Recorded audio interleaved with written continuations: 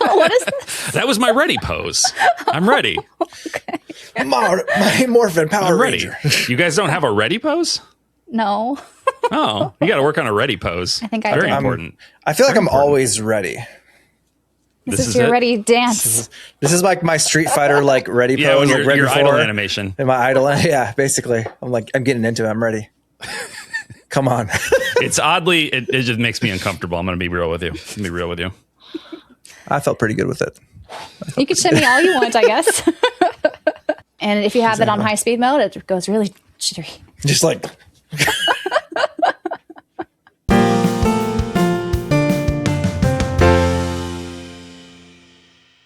Hi there, and welcome to the JRPG Pursuit, a podcast for all things JRPGs. I'm Emily. I'm Branden. And I'm Abdallah. And today we wanted to talk about things we like in our JRPGs. Namely, what sort of tropes we think should not disappear, like ever. Yeah. Because we love them so much. We love them. Some people, I say some people, everybody looks at trope as a dirty word, right? They do. Oh, it's so tropey. Ick. Tropes Ew, are gross. Brother Jew. Because I think tropes are like predictable, or they're the same. Like there's no, special spins on anything, or there's no creativity. It's all just like cookie cutter, paint by numbers sort of thing. And to be fair, that can happen. That can happen. There's plenty of games and movies and TV shows and books and everything that are very by the numbers and very tropey. And I think we would probably be on the same page and say those aren't as good, right? Maybe not as good. We've done like an episode on tropes we don't like. Right. We did. Yeah. Yeah. Way back when. So, so it's not always a good thing, but I think that there are certain tropes that we've all seen done well. And I guess that would be the caveat that I would put on this is like, if these tropes are done well, I love seeing them in new games. And time again, right? Yep. So I don't know. Who wants to start? Emily, you want to kick it off? Yeah. Emily. I could kick it off, sure. Why not? Do it. So one of the tropes I love seeing, not just in JRPGs, honestly, I like it in all games, is the sense of found family. So you go on some sort of journey, some epic. You have all these party members that form together for one reason or another. There's not like bloodlines, of why they are together or whatever. Yeah. And there's just some sort of camaraderie and, chemistry that ignites. And it's so fun to kind of see them all just hang out and interact like an actual family. Yeah. So that's always what I find heartwarming. It's a thing that it's not just found in JRPGs, of course, but like it's something that you see a lot and a lot more frequently in JRPGs than you do in like, say, Western RPGs. Like in a Western RPG, I'm thinking like Fallout, Skyrim. You're on a solo journey mostly. You're on mostly a solo journey. If you get a companion or two, they're kind of interchangeable. Like, or they're just a love depending interest. on your choices. Or maybe there's like you can marry them or whatever. And there's a lot of choice-based stuff. And that's a distinction, right, between Western and JRPGs. But yeah, the found family, the idea of this kind of group of misfit characters coming together. Like the Goonies. On the island of misfit toys. And being led in a revolution by Rudolph to take down the despot Santa Claus. That's just one example of a found family. That is one found family there. But yeah, like all these different kinds of characters, and you get and there's like tropes even within that, right? There's subtropes, subtropic, if you will, with all the different kinds of characters that make up these found families, and you see a lot of variety there too. So yeah, that's something that I really, really like about the genre in particular, because it is a pretty key element of it. I think so. It plays into not only the combat, but like usually how the story's structured and the journey they go on, and also just independent like character growth. You grow with other people. It's not just yourself usually. Do you guys have any examples of found families you love? Yeah. I mean, Final Fantasy VII is a big one. Is a beloved one, made even more so, I think, by the extended universe, like obviously the remake games, and then the books and the movies and all the different stuff that's come out that's like given us more development on those characters. But even in the base game itself, the original game, like seen that again, ensemble. it's like they're a motley crew. I remember But I was playing the game for the first time as like a 13-year-old or however old I was. And you get to the part on the Shinra rooftop where you're introducing yourselves to Rufus when he gets out of his helicopter. And as they're all saying what they were, he's like, I'm an ex-soldier. I'm a bartender from the slums. I'm an experiment. Red 13. I'm an experiment. Yeah. And then before Rufus said it, I said, well, that's a motley crew. And then Rufus says the line, what a crew. And I was like, they recognize it too. This makes no sense, but they're all together and they all love each other. What about you, Dallah? You have any faves?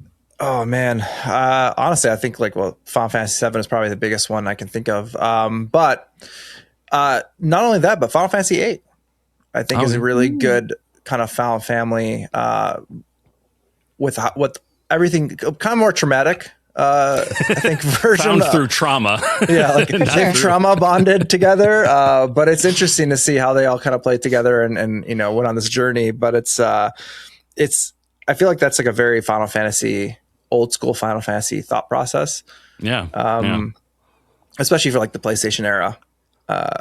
Yeah, I think a lot of their games are kind of have that foundation of all these different characters coming together and whatnot. When I was thinking of Found Family, one of the first ones that came to my mind was Xenoblade Chronicles 3. Because even though they're kind of like paired off, but they are also kind of this found family. Like I love their interactions, in the campfire settings. Just them all getting along and growing together. They start off as like two found families, and then they combine into one found family. They weren't really families, I think, at that point in time because they were still fairly young. I don't know if you think of their timeline. Like they were kind of friends by convenience almost. But then when they joined forces together, then I think like they had more of a familial kind of bond amongst all the party members. And I feel like that's like a very, I don't know, like an emotional journey. Because like you look at it, it's like they are on two separate sides of this war. Yeah. And the fact that they were able to find each other and then kind of like work together and then slowly become closer and creating this family, like despite everything that was against that whole thought process is incredible. Just everything from the beginning. Yeah. Yeah. Like I feel like you get really attached in that game with how they kind of like show you from the, just the journey that these characters have gone through together. Xenoblade 3 is such a good story. Agreed. It is. But yeah, I think another thing I guess I wanted to point out was with the found family trope, like it is different from, I kind of mentioned it, the ensemble of convenience. They just have to, there's this big bad, so they have to join forces in order to beat the thing. But if they have like no chemistry, no sort of, bonding time, I think as a party, as a group, rather than just, our soldiers, we're going the same direction. Yeah. I think that is a big distinction that we are seeing more, I think, in JRPGs. They're leaning more towards the found family sort of relationships than the ensemble that I would say was more popular, or they just out of more of it's just how it kind of was in old school JRPGs. I wonder if there wasn't as much writing. There just wasn't. I think it was just the writing less. element, and then less like time, like in between things. Like the in between was always the grind. It wasn't necessarily seeing the characters interact. Right. I wonder if the Japanese developers watched a lot of 80s movies. Because I feel like that was a very popular time for Breakfast rag Club band, group of kids who get find some sort of way to bond, and they're going up against some sort of, because like you say, like the Goonies, they go up against the. Maybe this is popular, but that was I think more of our sort of era. Like they've done that. That's been a trope for a long time. Like in the 60s, I guess even more literally, like the Brady Bunch, like they came together, but they became family. but that's like literal family. I know, but it's I feel like that kind of trope of friends coming together has been it's been around for a while. For a long time, like but the Sandlot. Definitely more emphasized in the 80s, maybe, at least to our memory. Because there's always one bad thing that they're trying to get through. Like with Sandlot, they're trying to get the ball back and go up against the dog and things like that. It's very similar in thought process. It is. So that's a goodie. That's goodie. I have a pick. I have a pick, and it is the idea of a game world having ancient unknown civilizations that characters and people in the world find remnants of their civilization and they don't fully understand it. And sometimes they incorporate it into their lives. Sometimes they don't. I think one of the most recent examples of that would be like even Final Fantasy 16, right? Like there was this whole thing where there were these, I don't know that they ever really fully explain what the things are, but they're like kind of almost like spaceships, alien spaceships kind of thing. Yeah. That are crashed around the world and nobody really understands what they are, what they do. Xenogears is a big one. Maybe the first, I'm trying to think, was that the first example that I remember? Yeah, I think it was kind of the precursor for me, at least, of loving that trope, because Xenogears just friggin' crushes it. Like it builds so much mystery around this, and it layers a whole bunch of other mysteries on top of it. But at the base is this mystery of like, what is this world, man? Like you see this cutscene at the beginning of a spaceship crashing, and then it's however long in the future, and everything is completely different, and it's so bizarre.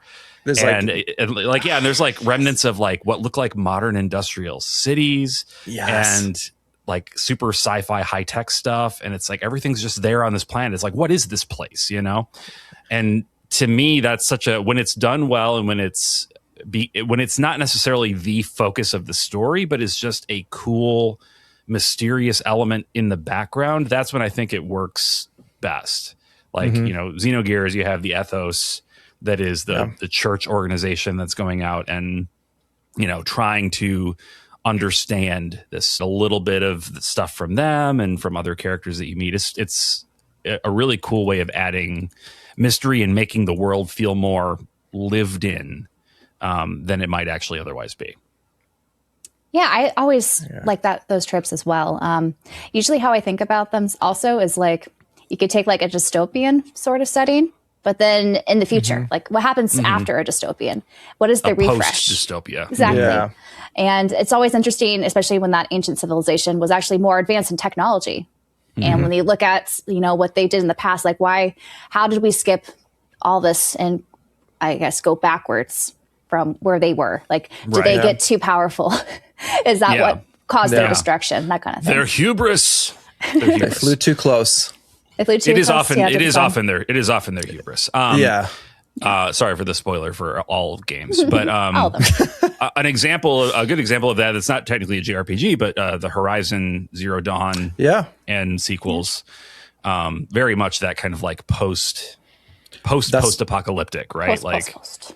Yeah, that was my favorite part of those games because I was addicted to I was really wanting to see how like the world became the world and how what did we do to get ourselves to that situation in those games. It was hubris.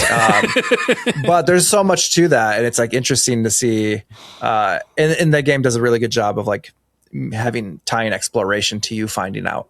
But I do love that trope. You see it a lot, but it never gets old, honestly. I think a lot of games just do different things with it. Yeah. Trails does it. There's a lot of different things that like Trails is a big one, right? Yeah, like they're ancient stuff. Yeah, Zemurian civilization, exactly. All the orbments, like kind of a central. It's kind of does what Xenogears does, right? Where it's like this central element of the kind of the world, but it's not the focus of the story as much. It's like kind of just there, and the characters. It's been established forever. They don't investigate it too closely because it's just become the norm.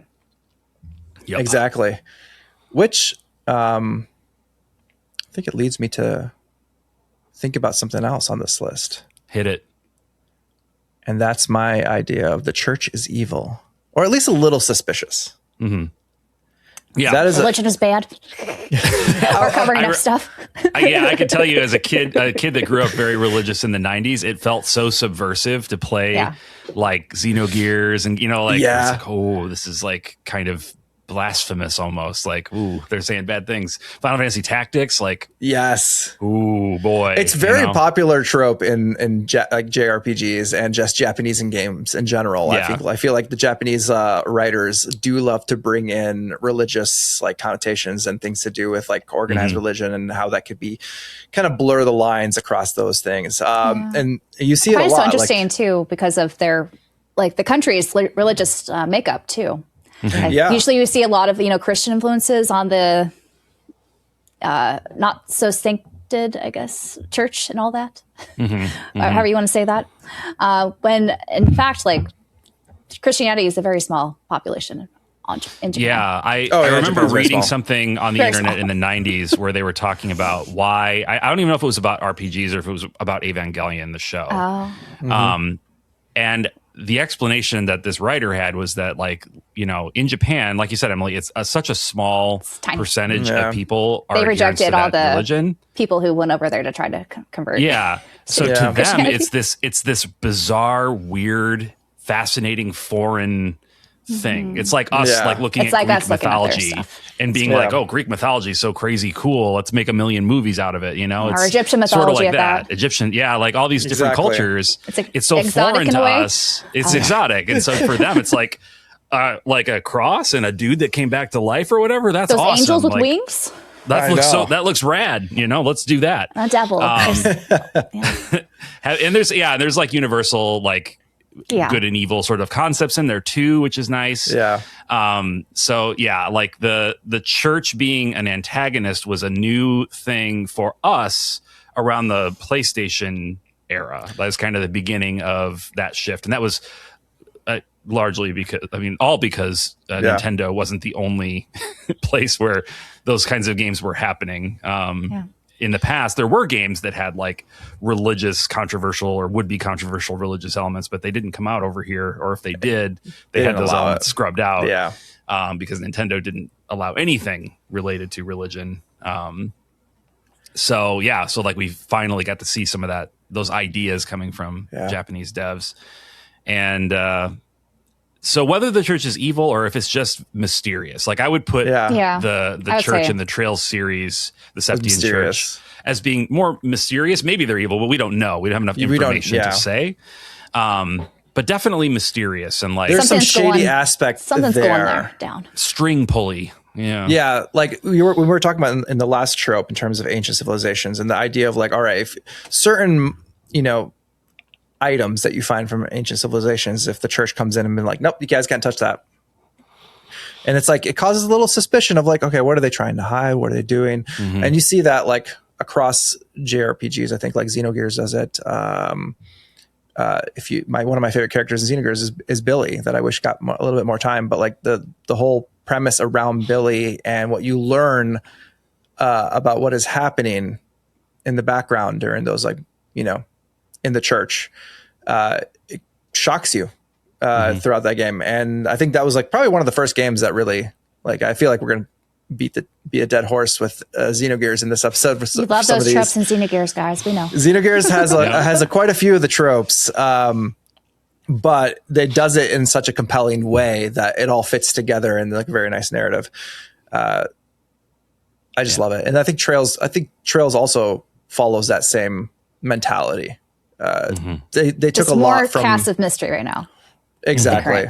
Setup. A lot of the devs, I think that the writers for Trails have a deep love for Xenogears. They've said it. Do. Yeah. There are so many, like, even outside of the things they've said, just there's so many like overt homages and references and stuff. It's very clear, and that's, I think, part of what initially caught my eye as I was playing even Trails in the Sky First Chapter way back in the day when it was the old version before it got 3D.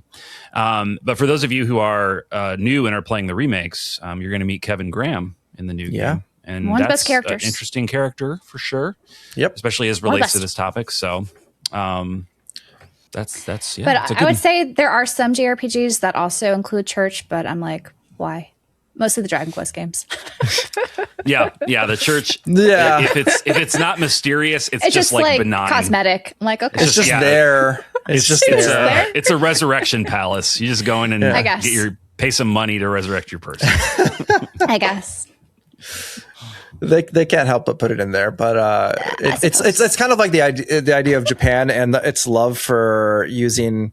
Like, let's say for like marriage ceremonies, they do like a Western style marriages, even though they're not like Christian or anything like that, but they'll do it in a church, just for the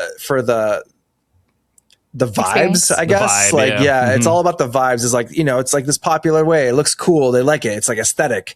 So like, I think that's the same mentality kind of follows into their media as well. Cause they're like, this aesthetic.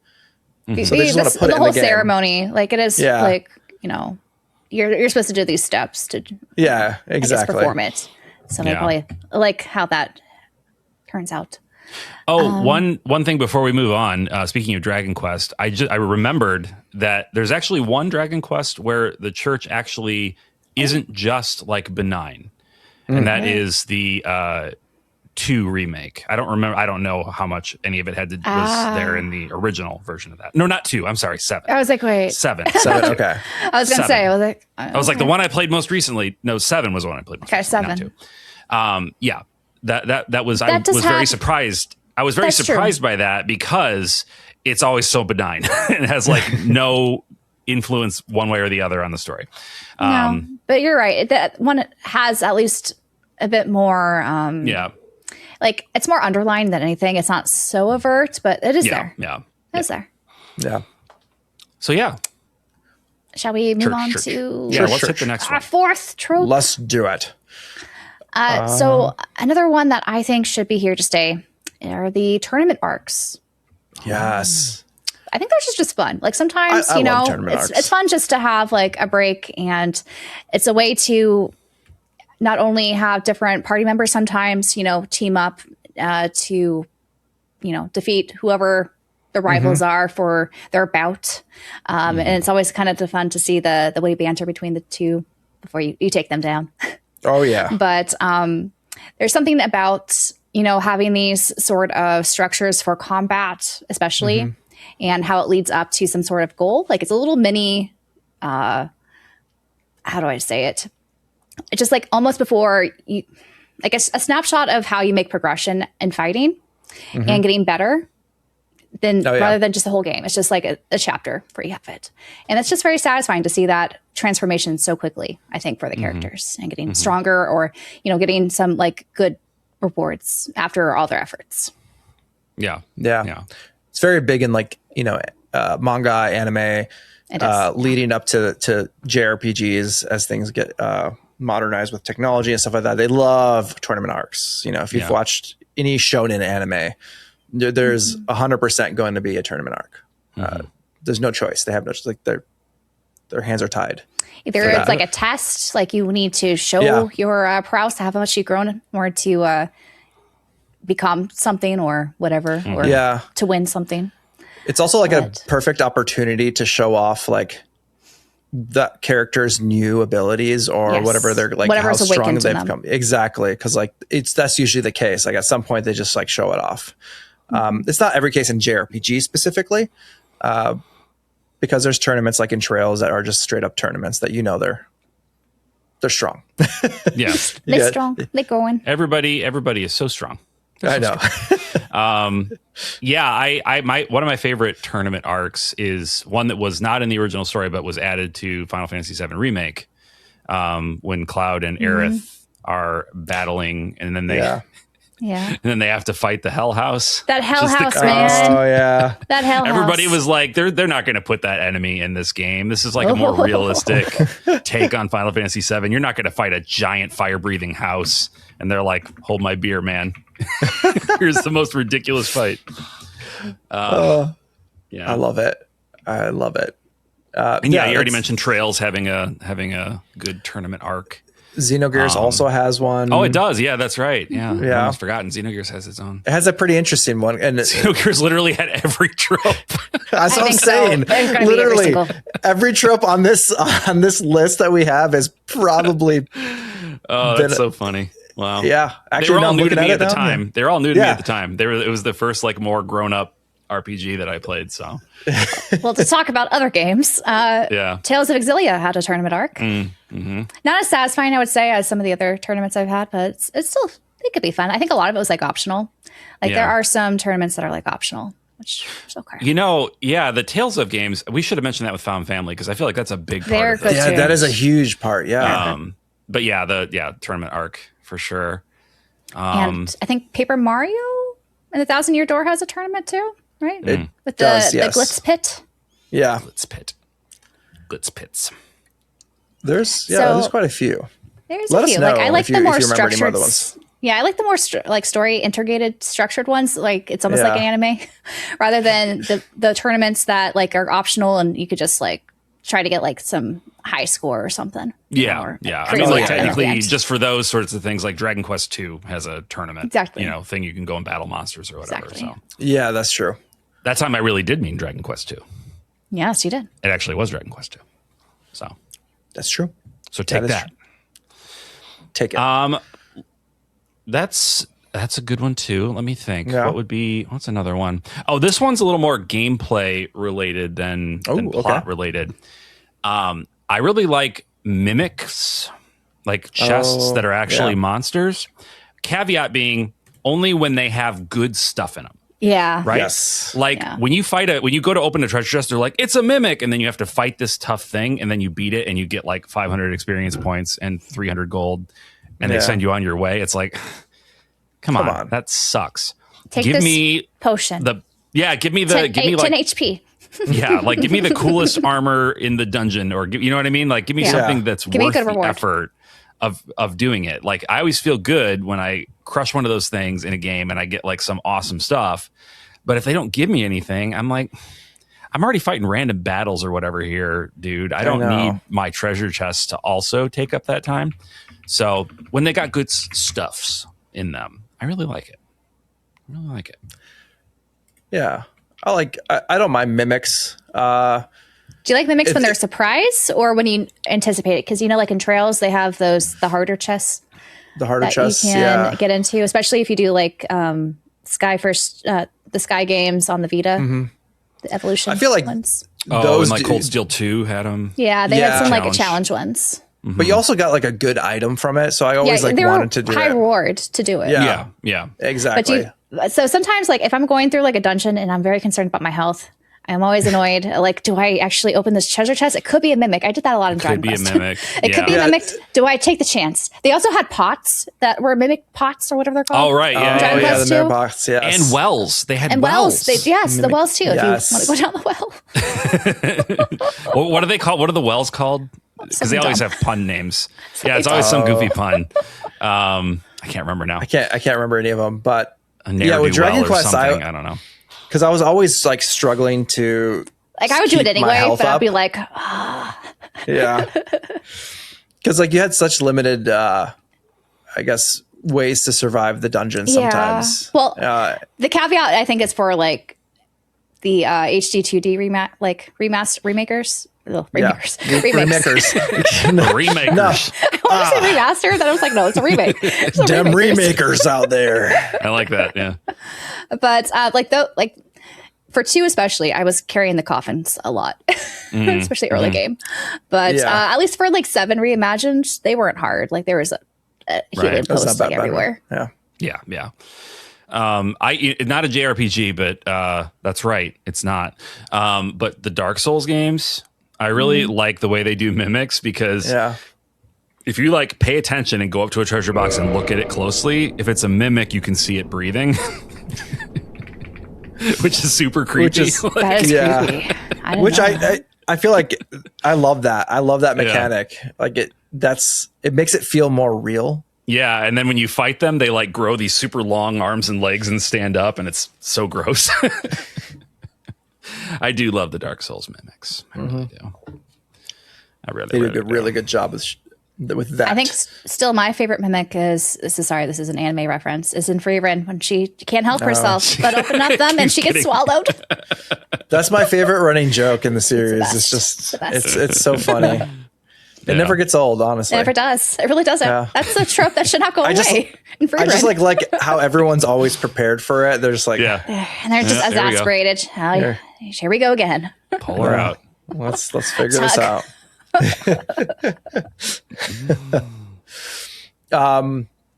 But to move on though, another thing I enjoy, and I want to. I've been in a spooky mood lately. Watching spooky movies whenever I have the chance, and it's thinking about cooler times. But I love spooky settings, and I feel like most JRPGs has some spooky moment where the team has ended up in this place that is some maybe ghost, or maybe it ends up not being a ghost, but you think it's a ghost at the time. You know, you have the moments like in Final Fantasy VII when you're in the train yard and you're spooky, and there's also the Pokemon experience when you're going into the like Lavender Town and then going into the Pokemon tower. Is it Pokemon Tower? Yes, Pokemon Tower. I just played it. It's Pokemon Tower. Okay, yes. I just love that. I think Grandia had one where it was like a haunted. Was it a train or something? I think it was a train. A lot of games I like Final Fantasy VI with their train. The train, yeah. The train, yes. That train's awesome, actually.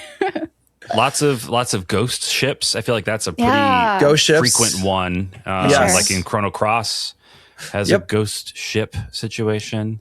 HD2D Dragon Quest II remake had added that. Yeah. Sea of Stars. Sea of Stars, yeah. Has like a spooky island too. Yeah.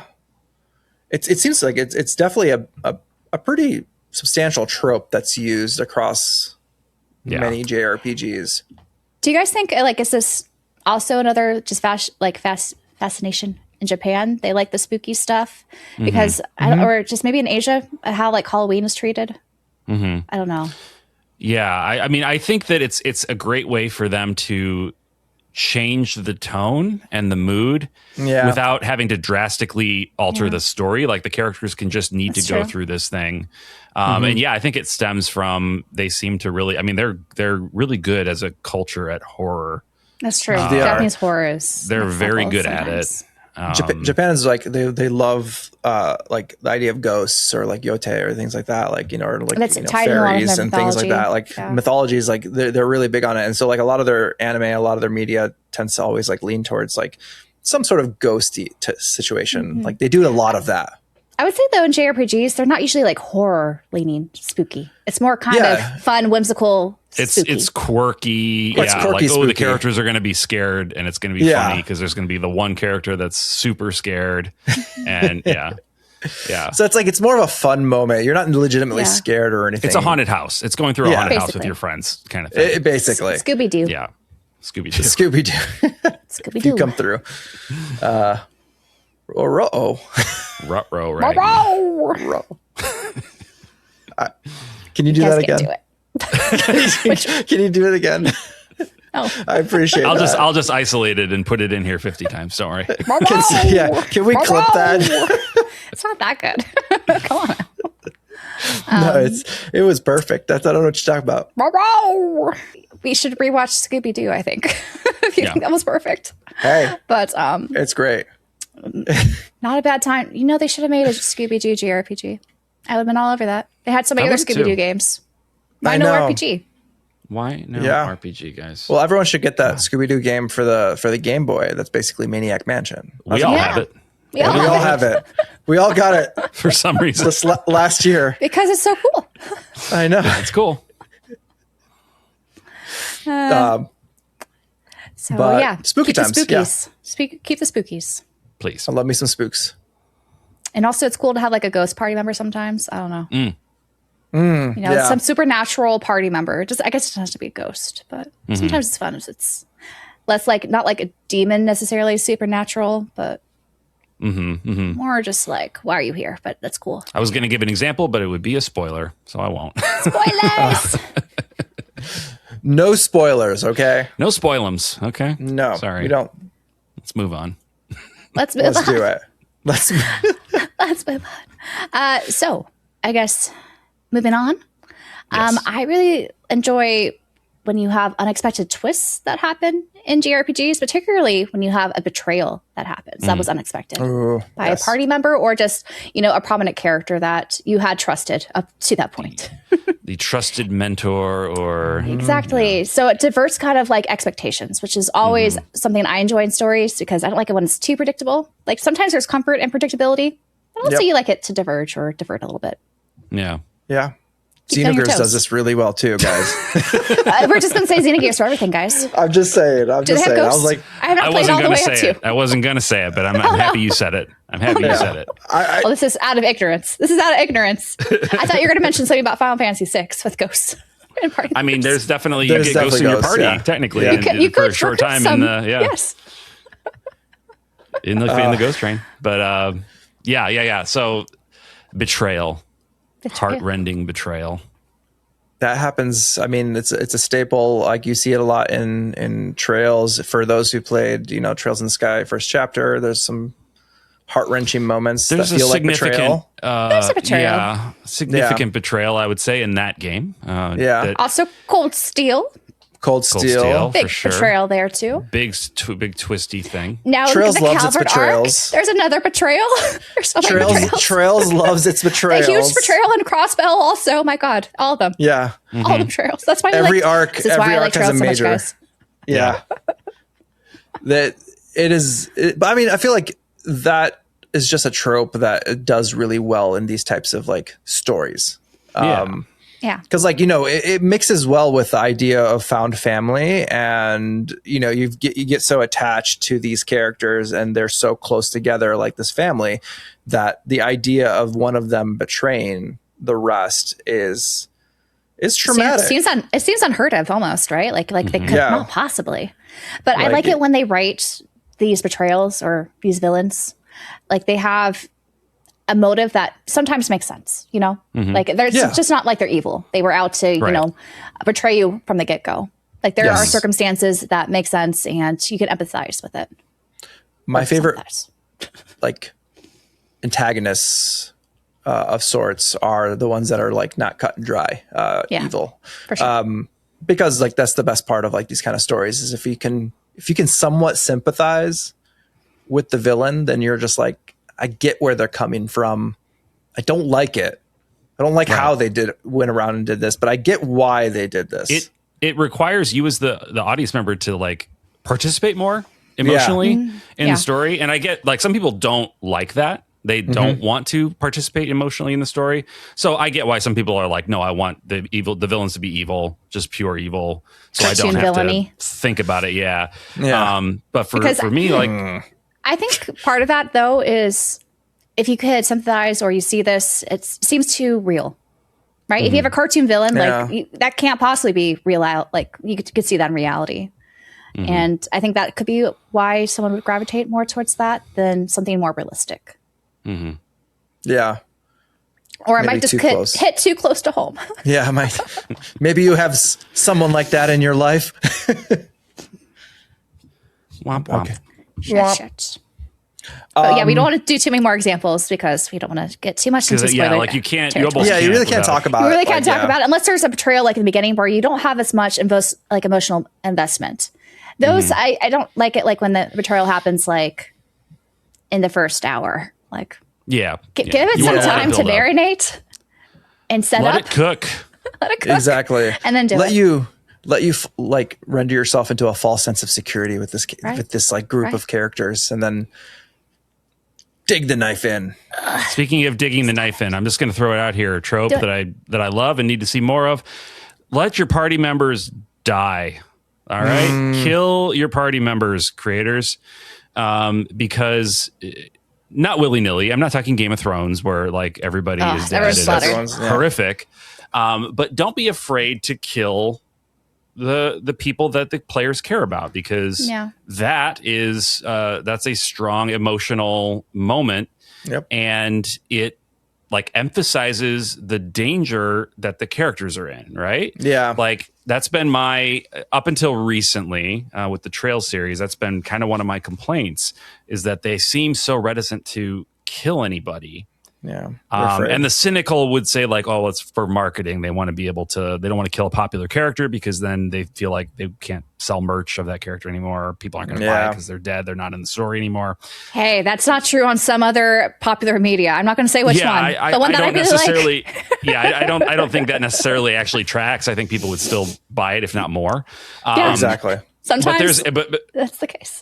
But maybe the games themselves is like they don't want to kill off this character because they want to be able to bring them back because fans love them. Or there's more story to tell with them. They don't want to let them go. Like, they're emotionally attached to them. If that's the case, if you have more story to tell for them, then sure, don't kill them off. That makes sense. But writing a character to that sort of an end, it like obviously, is it a spoiler to talk about Final Fantasy VII at this? in this era, 25, oh man, 30 years. Has it been 20? It's been almost 30 years. It's right. And like, I hesitate to say this because there's a lot of people who haven't played classic.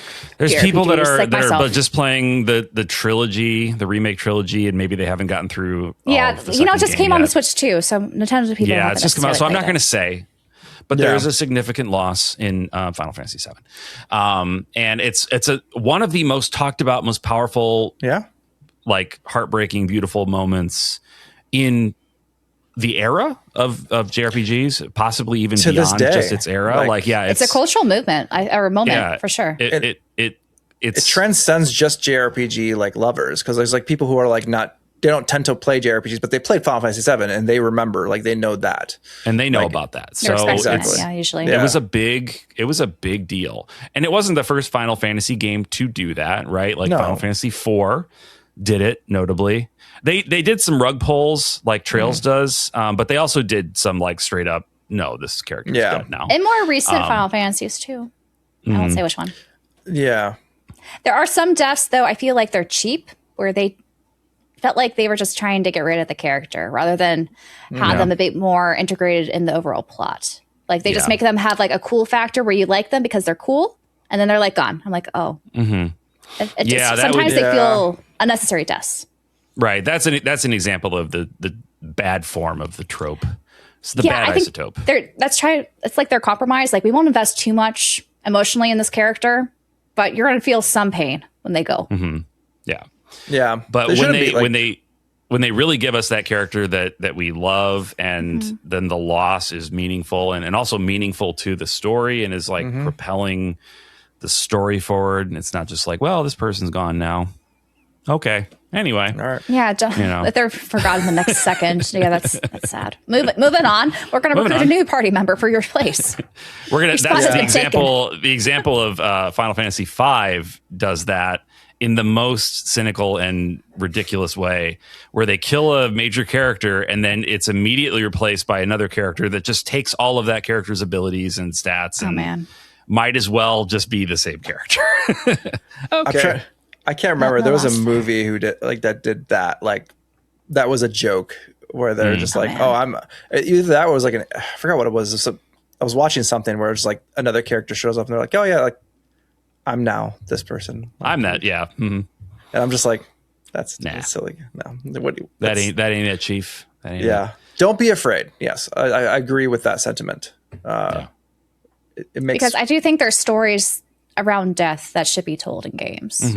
Because that just relates so much to real life, and that's why I think gravitate towards these stories, because of that realistic nature and giving us ideas of how to maybe cope with losses like that in reality. Exactly. And like we as players are getting older and experiencing more of those sorts of things in our lives, like our own personal lives. The creators of these games are also, right? Like Hironobu Sakaguchi famously lost his mother, and then that was a big influence in like Final Fantasy IX and even the movie that everybody hated, but like it was a big influence in those pieces as well. So it's like, I think as the creators of these games start to get older, we're just kind of naturally seeing these more kind of mature, deep, heavy elements coming into the stories. And when they do it well, I keep saying don't be afraid to do it. Be a little afraid. Like make sure you're doing it well. Make sure you're not doing it cheaply. But do it. Like don't waste it. I wonder if part of it's like the audience, because I think younger people don't like to see death. Right. If they're aiming a game at a younger audience, like that could be a turn off, I imagine. I don't think it would have been for weird little Branden, but I can imagine a lot of younger people being. Not everyone's weird like us. Not everybody's weird like, No. Because I would have enjoyed that. Yeah. In like a weird way. In a weird way. Like in a story. Like I always found like. Yeah, I like mellow. Mellow, I think makes you feel something. Yeah. Exactly. Like something about that just kind of like it's more impactful. Like I feel like I remember, like I hold on to memories of that experience way longer. And I feel like that's the same thing if you think about Final Fantasy VII, things like that. Like there's people have always like will remember those moments when they first experienced that like traumatic moment. So that's the thing. It's like if you do it right, it will be the legacy sometimes to some of these games. Like But if you do it wrong, then people might not remember your game at all. exactly. Or you could just bring everybody back and it's all fine and dandy. It's like let's get some Dragon Balls and put them together. Somehow Palpatine returned, you know? Sorry, that's not a JRPG. I hate that so much. That makes me. Anyway, Dalla. please. It's all you. All right. Okay. To be on let's find a happy place after that. And you know where I'm most happy is when I'm flying through the air in an airship of sorts. It could be an airship. It could be like some sort of dragon or a Zeppelin. Things like some sort of flying, or maybe sometimes not flying. Goodyear blimp. Something that takes you from point A to point B in a really cool way. You got freedom. You can go anywhere. It's kind of like the airship itself can be cool, but it's like what it represents in the game. Yes. Like both to the story and to you as the player playing the game. It's like you get the airship in a classic Final Fantasy game and you can go anywhere. You know, the way early Final Fantasies did it, at least, you know, like the original and 4, I think probably in 7 even, you get like increasingly better modes of transportation as you go. So like in 7, you walk around, you can get a chocobo. Eventually you get a land roller thing. And then you get the airplane that doesn't fly, but it can like go through the shallows. And then you get the airship. So it's like you get this progression, more and more the world opens up to you. And then suddenly at probably the 3/4 mark of the game, it just all opens up and you can just fly anywhere and do anything. And that was when we would get side quests in games. Believe it or not, games weren't loaded down with side quests throughout the whole time with the map full of exclamation points. It used to be that you would wait until like near the end of the game and suddenly you'd open the world up and you'd have things you could travel around and do. Yep. And so it was just like a really cool moment to have that happen, experience that. Or go find those hidden bosses. Find the hidden super bosses if you can that track them down. will kick your butt when you're Mostly, a teenager like me. Like the original Final Fantasy VII. I remember, that's distinctly running around trying to find all the weapons and Ruby weapon and fighting them. And I feel like even with the new trilogy, it did such a good job with like, you start with the first game and it's very grounded in your movement. You're not going pretty far. You're not doing lots of things. You're kind of running around. Feels more traditional Final Fantasy with the linearity. Exactly. With the second game, it opens up. You get, more chocobo running around.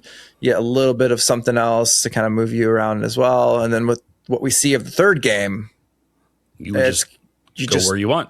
Go where you want. Which is crazy. If it's seamless, it looks seamless. I don't know. It looks I'd be really curious. If they can manage to make that, that. even if they just manage to feel seamless. I don't care if it actually is. Yeah. I mean, if they hide the loading and just make it feel seamless. Holy crap. Like I would have been happy if we just had jet skiing chocobo everywhere. But it seems like, the airship is cool too. Jet skiing, chocobos. Those are the best. Go wrong. You can't go wrong with that. You cannot go wrong with that. Yeah.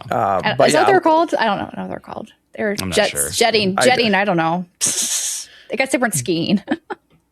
Jetting chocos. They went up high. Yeah. And then the airship kind of being a home base is something that is cool. I remember that. Yeah. Yes. To my knowledge, anyway, started in Final Fantasy IV when you get the big whale and you like push the Y button or whatever to, instead of landing, you go inside the big whale and you can walk around and like there's a merchant on there for some reason and a naming way if you want to change your freaking name, like, whatever. Oh yeah. There's an inn, you can go sleep or whatever. And they've got all that stuff. And that kind of, as a tradition, sort of carried on through most of the games where you could explore the inside of the airship and it's like your base as you're flying. Yeah, I like the home base aspect in games too, I guess, as another trope. Yeah, that's there's true. always somewhere you can return to. Mm-hmm. Yeah. And I like how it builds out over time, especially as you recruit more people and they come help you with your journey. That's always especially when you play games like Suikoden or Radiata stories and things like that. There's a gameplay loop around that. And so it's really cool to see. Even Dark Cloud, you got to build up the town. That's true. Yep. And also to the airships in particular, they always save like the most banger song on the soundtrack. Oh, I know. For like the flying around song. Yes. Yeah. Good stuff. Good stuff. I think it makes sense, right? People go wild when they get their first car, you know. So when you get your first I know airship, I did. you want those banger tunes. Oh, yeah. Old 15, 16-year-old Dalla running around like a menace. Like a menace. Zoom, zoom, in my Chrysler Concorde. Hey, Chrysler Concorde. Hey, now. It's a safe car. It is. It was like a boat. That's probably the best one for you to drive at that time. Perfect car for your kids. It truly felt like an airship. It was like this giant boat. I felt like I was right. Like the first car I had to drive felt like a boat too. It's like a. Maybe you're going to sound pretentious if I say that. Say it was like a Mercedes, like one of those. Like what class was it? I forget. It's not like a high end class. I'm bad with cars, guys. But it felt like a boat. I did not like steering that thing. It was too wide. Anyways. Yeah. I got used to that. But yeah. It's something you get used to, but what I did was I changed cars. Oh. You're like, Dad, I don't want this Mercedes. I don't want to crash better. your car. Let me take the Honda, please. I want to be of the people, Dad. Give me what's wrong with an Escort? Give me a Ford Escort. Ford. That was my first car, by the way. Ford Escort. Yeah. Okay. Really, really cheap Ford Escort. Oh. It was great. Served me well. Hey, drove that thing back and forth across the country a couple times. Nice. I'm not much of a car driver myself, but anyways. I love me. Love you. Your cars and your airships. Would you buy an airship if they were on the market and affordable? Yes. That was our 100%. Mode of transportation. You would all have our own airship. If I could fly in my car, home base. Here's an aside to let you into the quirky, whimsical world of my brain. Sometimes as a joke, when I would be driving, especially with Jen, right? As I'm driving, I would kind of pull back on the steering wheel. She'd be like, "What are you doing?" And I'd be like, "Well, I'm just going to see if I'm dreaming. Because if I'm dreaming and I pull back on the steering wheel, the car would probably lift off like a plane, you know?" Yeah. And she's like, "Okay, you're weird." And I would do that all the time, just as a little joke. Yeah. And then one night, I was dreaming, and I did it in the dream. And the freaking thing flew, man. It was actually driving Jen's car in my dream, and I was flying around with it. And then I was lucid, and I was like, "Oh, I know I'm dreaming," because that was what I had programmed in my brain, that if I pull back on the steering wheel and I take off, I'm dreaming. So I just got to fly around in my wife's car in my dream. It was so cool. Oh, I highly recommend it. For you I'm glad you mentioned your amazing. wife, because I was going to ask you, was it Jen your wife? I was worried for a second. Jen, his wife. Now you need a jingle. That needs like a 90s sitcom or 80s sitcom jingle. Whenever you mention his wife, you got to play the music. Jen, his wife. Cue the music. Jen, his wife. Anyway, do we have time for one more? Let's mention one more. Let's do one more. Should I name it? Yeah, if you want to, whatever. We've all had 3, but we can just do one more grab bag. Okay. Mine will be, I like it when you get to go to unique places, whether it's in the sky or in the ocean, you know, like cool, different, unexpected places that you could traverse. Yeah. Not just a town on the land, like a boring thing. No, not just town to town, which I like going to town. Don't get me wrong. But when there's love that cool. Too. Nothing wrong with towns. Love that. Love towns, guys. We're not anti-town. Quit saying we're anti-town in the comments. Not anti-towns. We love towns. But yeah, going under the sea and being with the mermaids, like in the Dragon Quest games. Like in a bubble. Yeah. Or up in the sky and like Chrono Trigger with Zeal or Solaris with Xenogears. Yep. There's that in Chrono Cross. Shoot. It's the Reptite place. Yeah. It's been so long. I can't pulled remember. From another dimension. I don't remember what it's called. Yeah. Even if you go to space, I think it's pretty cool. I won't say what game it was. There was one game I was like, "Oh, we go to space." There's a couple of Final Fantasies where you go to space, which is cool. I just feel like it would be a spoiler if I mention which game I'm talking about. It's one that Branden talks about all the time. Oh yeah. No, yes. There's even Final Fantasy VIII probably has the coolest space sequence, I think, in any of the games of the series. I guess 7, 8, and 9 all kind of have space sequences. Yeah, they're a little bit. I think Xenoblade does a good job of like giving you a little bit of everything. I do. Like floating continents, but you have like this like under the layer of fog. There's something there that you're. But then there's also things on 2. You could just be on those beans, basically. That's the continent. Exactly. So like there's a lot of interesting things in exploration and experiences that you can have in Xenoblade. I think Xenoblade 2 especially starts that like.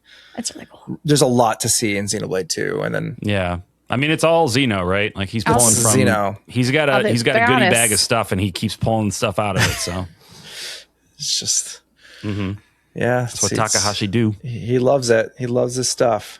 But it's fun to have a thing like that breaks up the normalcy. Yeah, it's like creative too to see like what could be a cool place people can inhabit or at least explore in. Yeah, because it could also tie into other tropes like ancient civilizations or things like that. So like there's things that you see like, I don't want to name anything because I don't want to spoil anything, honestly. But there are this like is just certain basically games. Our podcast of we are trying not to spoil as hard as we can. We are trying to admire these games without ruining them for you. Exactly. Yeah, exactly. But they do it really well. So it's so really good. You trust us. Exactly. So just go play them. Yeah, all of them, please. All of them. Everything. Yeah, those are some good tropes, you guys. I wanted to throw out just some like honorable mentions. What's the word? Honorable mentions, just real quick ones. A little grab bag. I want to throw out the amnesia trope, and I think everybody's like clutching their pearls and saying, "Oh my gosh, amnesia! It's so overdone. It's terrible." I agree with you.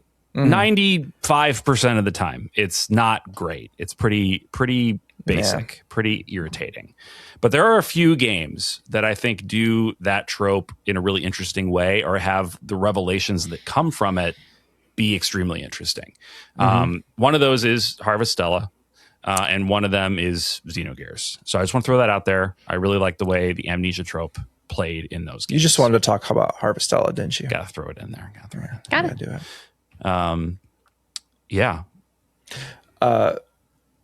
As well as, I think, princesses in disguise. I know them. Oh, yeah. Yeah. That's a fun little trope, isn't it? Say princes can't be in disguise as well. Princes could be in disguise if they want. Prince, that it's an equal opportunity situation, guys. Yeah. Disguises can be made in any way. So give them a mustache, you won't recognize them. Royalty in disguise is a pretty good one. It's fun to see them, come down to us plebs, how they interact with us, trying to be plebs, because they want to be nice, they want to be kind, but or they people not sometimes to, they just don't know. They really don't know. They don't have those social skills. How to behave. Yeah,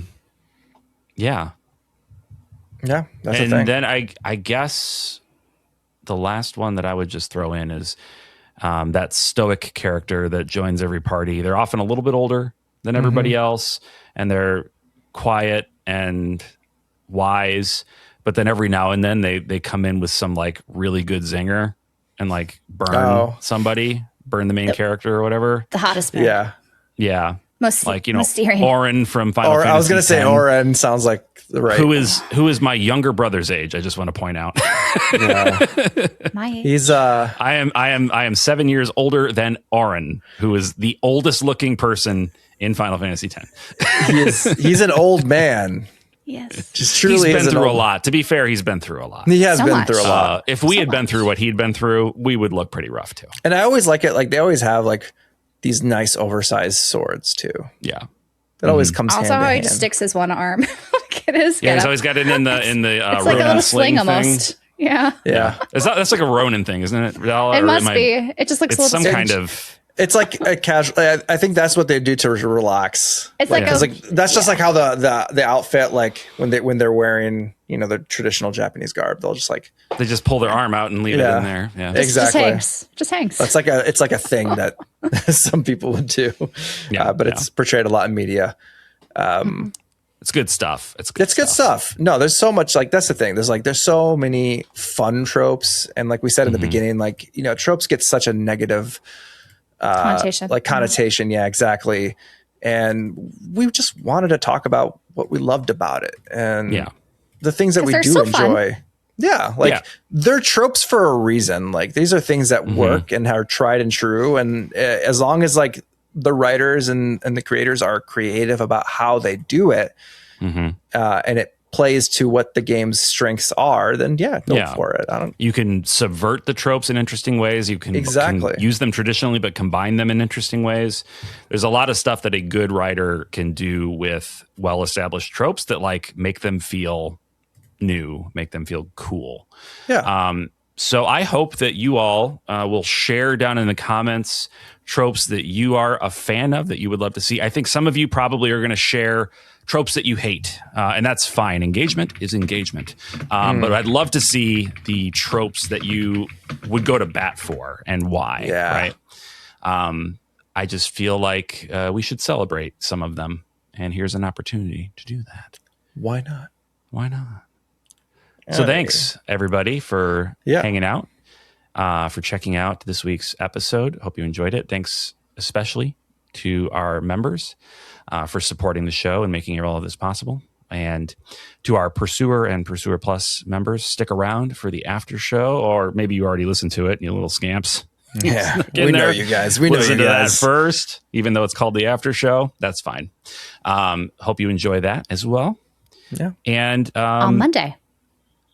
Yes, Monday. This coming Monday. Oh, yeah. It's already this time of the month. We have our monthly Pursuit Report live stream. So we'll be posting on social media in the lead up to that with more information. So you can be sure to tune in, hang out, chat with us. Talk about the latest news things. Talk about the latest things going on in the world. It's been a tumultuous and busy month for the video game industry. So come check us out there, and hope you enjoy it. Next episode, we should, if all goes well, we should have a fun guest for you. We haven't had a guest in a while. So be sure that you are subscribed so that you can get that when it comes out. Yeah. Anything else I'm forgetting? No, I think you said it all, man. Proud of you. Nailed it.